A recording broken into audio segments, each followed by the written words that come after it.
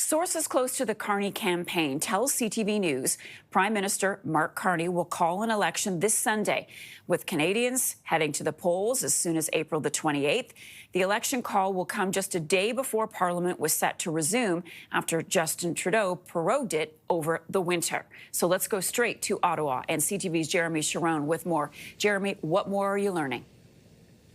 Yeah, Marcy, I mean, you'll have to notice that as soon as April 28th is kind of the key line here in what we've learned so far. That's because CTV News has learned that the final decision on a date for when Canadians will head to the polls is not yet, or has not yet been decided. There are two dates that are being talked about. April 28th is one of them. The other is May 5th. And so that is the decision that still remains. We know that Sunday is when that election call will come. And as you point out, Marcia, the timing here is of course important. Sunday was kind of the last opportunity Mark Carney had to call this election himself rather than return to Parliament on a Monday. That was when Parliament was set to return after being prorogued. He would have had to give a throne speech, eventually face a confidence vote, and likely would have, which that confidence vote likely would have toppled his government. And so,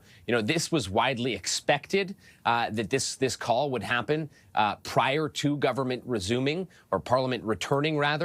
But now we, of course, have that confirmation. And it comes as we've seen the Liberals gain momentum in the polls. Since Prime Minister Justin Trudeau stepped down, since Mark Carney became Prime Minister, since Donald Trump was inaugurated, what we have seen since all of those things have happened is a closing of the gap between the Conservatives and the Liberals in most public opinion polls. If you look at the latest Nanos data, that shows that the Liberals are just 1 point behind the Conservatives when it comes to federal vote intention. And so there is actually some more data from the Angus Reid Institute that shows the Liberals in the lead, 42% when it comes to federal vote intention versus the Conservatives, 37%. So look, depending on the polls, we're looking at a very tight race here. Some even have the Liberals leading now in terms of vote intention. So it was widely expected.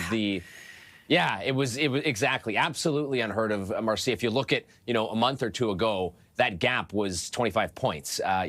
No one was talking about a Liberal lead, let alone, or a close race, let alone a Liberal lead. So, quite an unfolding of events over the last few months. Turn of events. So, and that may make the case for having a shorter campaign if the wind the Liberals feel is at their back. So let's talk just briefly then about how the parties are gearing up. Is everybody ready to go, Jeremie? Yeah, planning is underway. Other opposition parties have booked planes, have been ready for this. They have been expecting this. Again, looking at the fact that even if Mark Carney and the Liberals didn't make this call prior to Monday when Parliament resumed, we were talking days before a confidence vote was likely to topple this government and send us to an election or into an election campaign anyways. Parties have been planning for this, finding candidates across the country.